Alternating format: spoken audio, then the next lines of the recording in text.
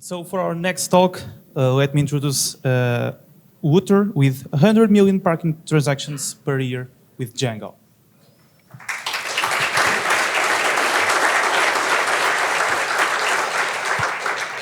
Thank you.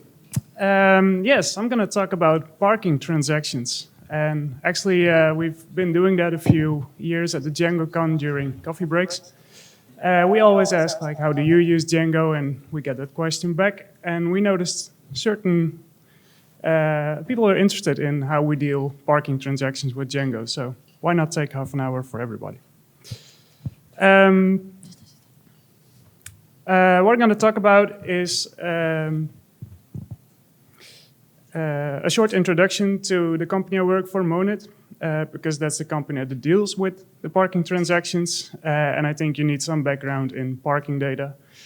And then I'm going to show you two apps that we built in Django. One we call the ETL process, extract, transform, and load, to get all the data into our database. And we heavily rely on the Django admin for that. So you're going to recognize some screenshots. And the other one is the dashboard that our clients go to, and they can actually have their view on the data. I'm going to tell you a bit about some packages that we embraced and some examples as well. First, a little bit about me. I studied civil engineering at Faculty of Civil Engineering in Delft. I still live there with this happy family, and I like to go for a run, and also like my job, so a bit more about that. Monit was founded around 2018. Me, myself, I joined 2015, but my colleagues were already active in parking data way before that. So say around 2007, there's this parking consulting company in the Netherlands. And you might think, why parking consultancy? But Dutch cities are not built for cars, and yet they're there. So many municipalities want to mitigate pollution, limit surge traffic, to find a parking spot. When building new houses, you have to build new parking spaces. Maybe you could use existing car parks. So many of those questions, consultants deal with those questions, but they need data. So that's why my colleagues came in and they did data analytics on parking data. And in 2012, they made the wise decision to use open source software, specifically Python, Django, and PostgreSQL. So around 2021, we sponsored the DjangoCon and the Django Software Foundation. So yeah, we've been around a few years, and then we expanded abroad. And here you see the map of the Netherlands where we're active. But it's 2025 now, and we're also active in Germany and some other projects. So that's a bit where we are as a company, but what about the parking data, right? Well, probably many of you parked a car somewhere at some point, and you see some images of situations we're dealing with. So on-street parking, or curbside parking, I think is the correct term, is where you just park your car along the street, you go to this pay and display machine, you get a ticket that you can put behind your window shield, and enforcement knows that you have a valid parking right. More and more, this is a digitalized flow. So next to that, you see the mobile phone, where you can start an app with a parking transaction in a certain area. And at least in the Netherlands, there is this national database that has all these parking rights available. So also enforcement can check if a registered license plate is actually valid, has a valid parking right. That's where this car with the cameras comes in. It can easily scan all those license plates and check for valid parking rights. Currently in the Netherlands, it's around 70% of the on-street parking transactions are done by mobile phone. I think here it might be a little less, but it's coming. You could also park your car in a car park, or as we say, off-street, behind the gate barrier. We get into the difference a little bit more in the next slide. But I also want to show you that even bicycle parking is more and more digitalized, and a problem in the Netherlands. And EV charging is also becoming bigger and bigger in data terms. That's all what we're dealing with, but for now we focus on just parking your car for simplicity in this half hour. So, like I said, you can park your car on the street, and either by mobile phone or on a machine, you get a valid parking right. And basically it says you the start date time of parking your car, the amount you paid, and the duration you paid for, all at once. So say you parked for 2 hours, we're not really sure if you actually use those 2 hours. Maybe you are done shopping earlier, or you take the risk and stay a little bit longer. And that's slightly different for off-street parking. In terms of data, that's more rich. So we have more detailed timestamp of entering the car park, and pay timestamp and leaving the car park, but also more information about the customer. You could just get your ticket from the gate barrier, or maybe you have a subscription, your license plate might be recognized, or you have a card. So we can distinguish the type of customer. So looking at that last part, the off-street, and to get a bit more down to earth or down to what we're familiar with, I'm going to show you the model. This is the off-street parking transaction model. I'm going to go through a few things. I have to say this was before we took the class from about foreign keys. So I'm going to change that later. But one thing I want to highlight here is the Postgres partition model. It's from Django Postgres Extra. And you can see in the partitioning meta that we partition on account ID. All our clients have an account ID, and they're only supposed to check their own data. And many processes are done on account level. So it makes sense to partition on account ID. And well, we've heard a lot about indexing in the previous talks. And you know, if an index is a bookmarker on which page you should be, I would say that partitioning is like a section of your library where all your clients' books are stored. So you immediately know which section to go to. And if you want, you can take the whole section out without interference of other clients' sections. There is this thing, though, a bit of a downfall we had. In earlier versions of Postgres and Django, we could not partition on a foreign key.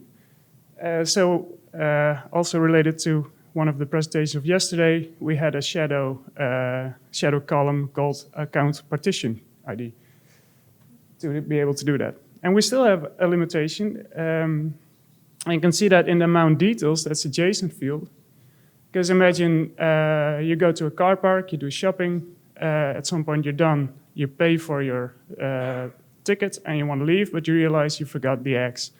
So you go back to the supermarket, buy the eggs, but now you have to pay again because you stayed a little longer. It's 2 payment timestamps for one entry-exit transaction.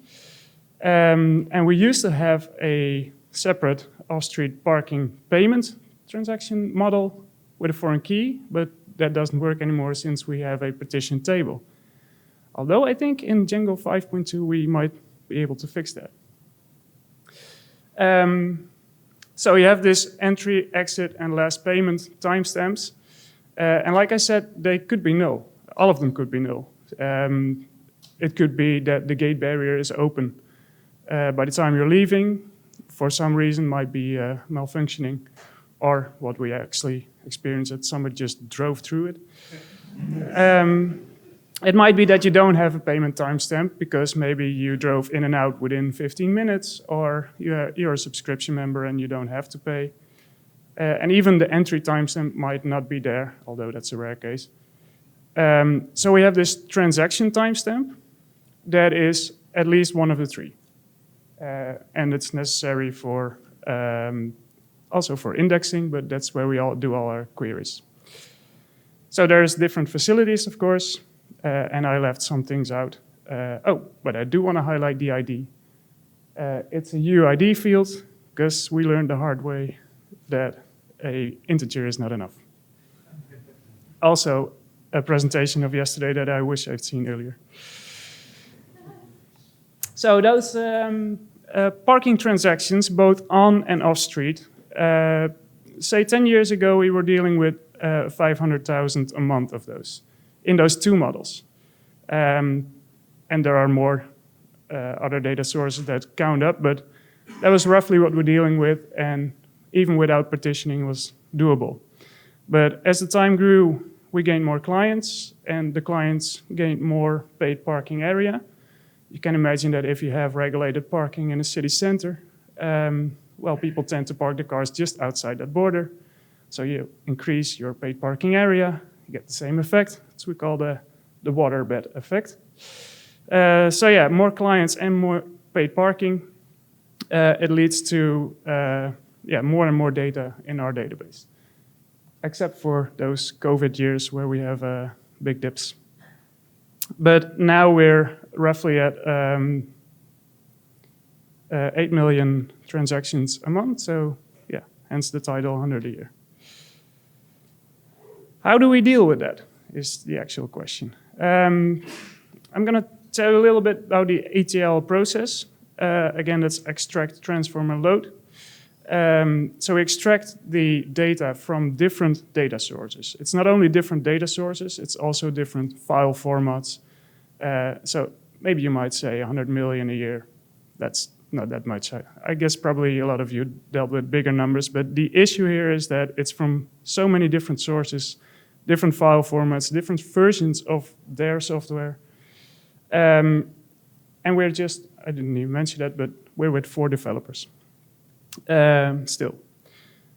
So we have, I'm going to show you already. We have this ETL tool, or you might just refer to it as our admin, that deals with all these processes. So you see here some icons. It's some machines basically throw an email every day once they're done with their data. We have database connections, APIs, S3 buckets, or our own S3 bucket that clients can upload their data to. File servers, IoT protocols, and even the last icon is showing you that clients can just upload their Excel file. It still happens. Yeah, so that's how we collect all the data, and then the second icon there is basically showing you that we have some checks and balances applied to the data before we load it into our vendor-independent data model. Sounds fancy, but it's the model I just showed you. And from there, we can upgrade aggregate tables or load it into external database, so the client can do their own analytics on ClickView, Tableau, or whatever. But we also provide our own dashboard, which I'm going to show you in a bit. So in terms of the admin, you see here a reordered version of our models and tasks. I'm not sure if you can read it, but it's basically all those steps. So it's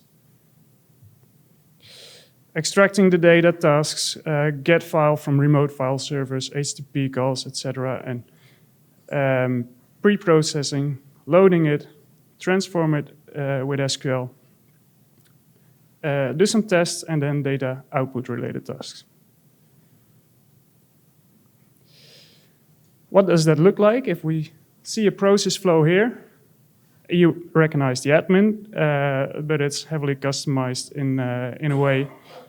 Actually, it's so familiar to me that sometimes I'm not sure if it's a feature that my colleague built or if we're on a new version of Django. But you see here a process flow for demonstration purposes. So it's an account of Amsterdam where we extract open data every 15 minutes. It ran 40 seconds ago, and it failed. So it has 2 tasks to extract the data. If we would click on the edit button, we can edit the actual Python script using the request library to get the data. Then we load it into the database, and in the end, we do some checks on that open data. Well, the first step already filled, so we get an alarm bell there, and the status of the process flow is filled. We can notify somebody by email. We can add comments to this process flow. And more recently, we can set the status to in alert. I'm going to show you on the next slide. It's a bit Sentry-like, because we had to deal with a lot of emails if something would fail every 15 minutes, and we weren't sure who picked it up or who dealt with it. So we got this alert page where you can see the actual process flows that are in alert, as in they failed. And there's a rule that every 2 successful runs, it would be automatically close the alert. But it can also assign it to a user, which would be one of us. And you see the last output of the task that failed. So this is really helpful for like scaling our company and still be able to maintain all those process flows with just a few of us. I'm going to show you a bit about the dashboard as well. And like I said, those are 2 Django apps. So you saw the ETL process that is actually dealing with all the data. And then we have the dashboard displaying the data to the client. And I always have to show you the iceberg, because obviously most of the work is done under the water, but top of the iceberg is a really nice top. So I'm going to show you. This is what the dashboard looks like currently for our clients. They can log in, they have certain filters, daytime filters, select many areas, facilities, and then show the transactions, the amount, or the park duration, for example. That's the very basic thing. Export to Excel, show diagrams in the dashboard itself. And well, that grew over time. I think we're on Amazon Cloud Service now for 7 years. Before that, it was hosted in my colleague's, I don't know the word, Metacast, where your router is. So a few packages that we embraced, along many more. But I want to highlight them because it referenced the talk that we just heard about batteries included and how easy it is to extend other packages. You saw already the Postgres Extra for the partitioning model and some custom fields. One I personally really like is Django Allout because, well, we were in a situation where a new client demanded us to authenticate through single sign-on. And they were on Microsoft Entra ID. And we were like, oh man, that's going to take us some work. Because not only we have to build that for that client, but we have all these other clients still authenticating in another way. And we got away with it for some time if we were able to show them that we use rate limiting on false authentication and a few other things. And for those things, we turned to Django Allout. And then we realized how easy it was to implement single sign-on from there, especially with the use case of having multiple clients in your application. So that saved us a lot of time. And we also got the feedback from the client that we were pretty fast in implementing this compared to other software suppliers. We also really like Django Ninja. We use it for most of our internal API calls. You are going to see some geographic representation that deals with a lot of those internal APIs. Django RQ for scheduling all the process and offload the heavy reports that are being built to a background task. And well, the last two, model translation and a CK editor 5, I'm not saying that these are the best packages for your needs, but I do like to showcase them because combined they can be really handy. Back to model again. So we have here a model for our user manual. to be able to have other colleagues also update the user manual and not have it like in the project itself. Sort of CMS. So you see here the CK editor 5 field, and that's where you can edit the content. You can give the title as part of a section. But before we save it, since we use model translations, model translation basically gives you other fields in different languages that you provide.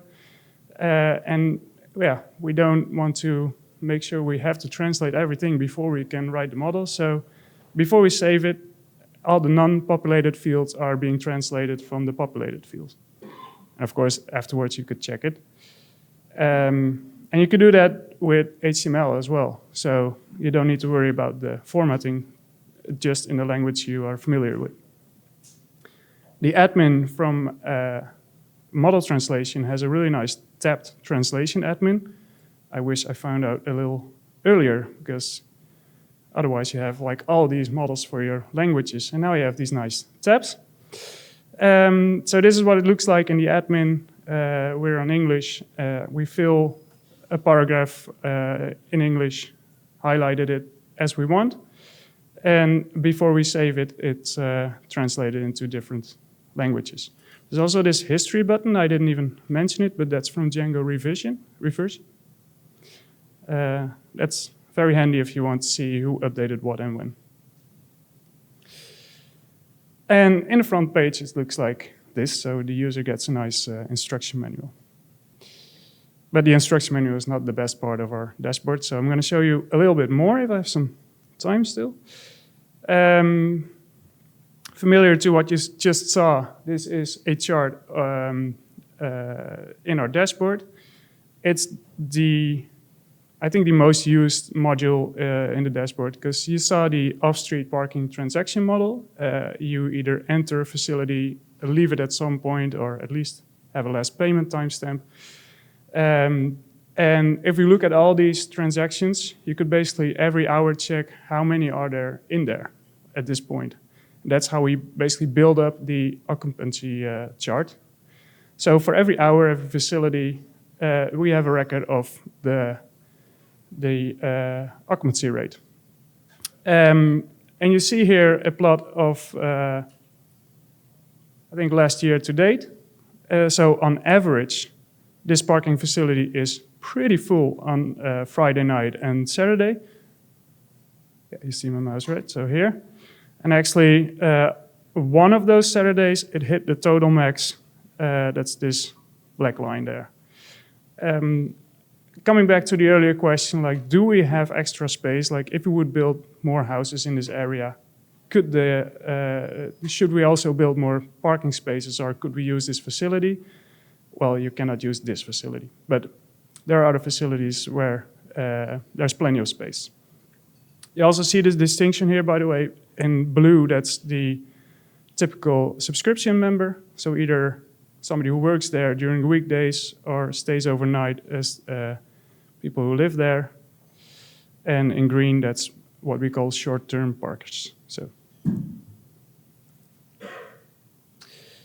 the geographical representation is a bit Google Maps style. We actually have a Google Maps image there.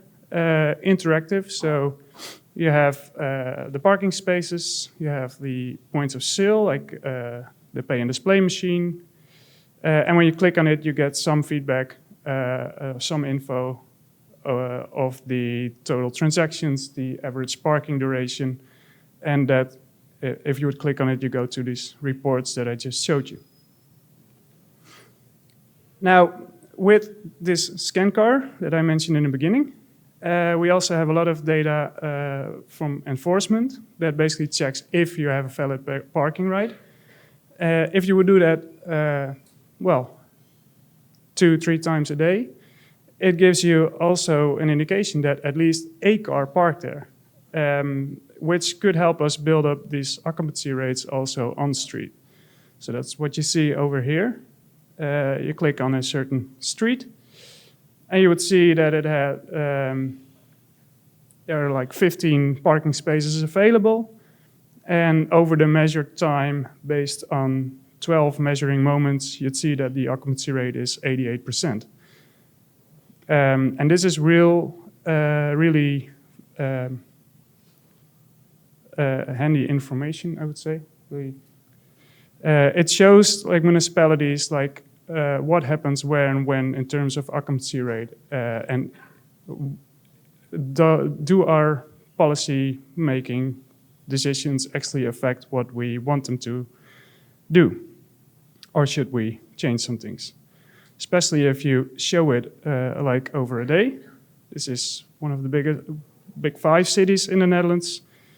It's pretty green if you look at the occupancy rate over a whole city in the morning, but then in the afternoon, as people get home from work, it gets busier and busier in those streets.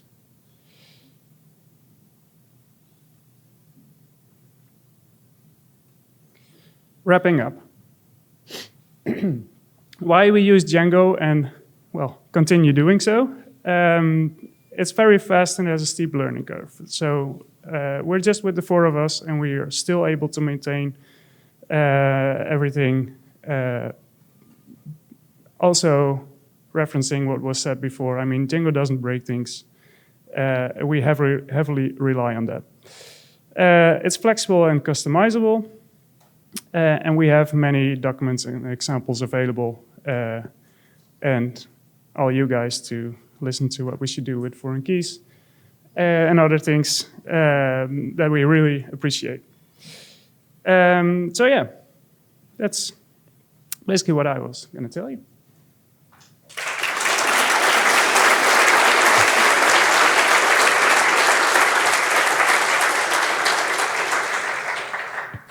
Thank you for your talk.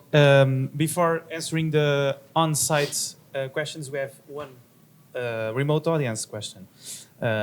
Brilliant talk, thanks. What was the primary driving factor as to why you built this in-house using an edited admin rather than using a third-party tool? Or even just developing a separate tool that wouldn't require editing the admin so heavily? So why we use the admin instead of a third-party tool? Or, yeah. Well, first of all, it was really easy to start with. Without a lot of work, it got everything we need. And it's fun also. And we were able to maintain all the needs that we got through time by customizing it or waiting for a new version that actually had what we need. So I remember my colleague told me at one point that he said, I really extended like how much we could do with customizing it. So yeah, we had to look around at some point, but well, as Django grows and we grow, I think we grow along, so there's no need to go to something else at this point. Thank you for the excellent presentation, and the system looks great, and I believe all of us can learn something from it. I have 2 questions. One of them is why Django Ninja instead of Django framework. And don't take me wrong, I'm not disagreeing, just curious about your reasoning. And the second one goes in line with the previous question, why using the Django admin? Because eventually when Django upgrades, it can break our customizations in admin. My idea is that normally using Django admin as an application is not a very good practice. Oh, I disagree on the last part. But well, why we... you had 2 questions. The first question was? Oh yeah, Django Ninja, yeah. We use both at some point. Because Django Ninja came later, and well, my personal short answer would be it's way easier and faster and easier to maintain. But I would have to ask my colleagues for more specific answers if you're after that. And why still using the admin and customizing it so much? I think you have to, I mean, you probably know that the Django admin allows you to customize many things as well. So it's not, customizing it is not necessarily meaning that it's going to break in the next version. And as we found over the years, like the customizations, at some point might be integrated in the Django admin itself or in the third-party app, so we could move it out again. But some customizations still live there for a long time. And like I said, sometimes I don't even know if it's a customization or if it's part of Django. So yeah, we don't see many problems in that actually. Thank you. I actually quite like the idea to customize the Django admin. I was wondering whether you did a study or evaluation when you were doing that, comparing it to, for example, Django CMS or Wagtail, or the Django admin, and why would you go this way or the other for the use cases you had? Yeah, well, by the time we started customizing the admin, we have never heard of Wagtail. That was only recent for us. And I think at this point, a bit like my previous answer, like at this stage, there's for us no need to change. I'm not sure back then if we did a really hard study on what would be all the options. It was just very easy to start with the admin. And we do ask ourselves every now and then, is it still a good idea? But yeah, like I said, it's still makes that the four of us can maintain this whole project. So we like to keep it that way. Oh, we're always happy to have more employees, of course, but still maintain the project easily. Thank you.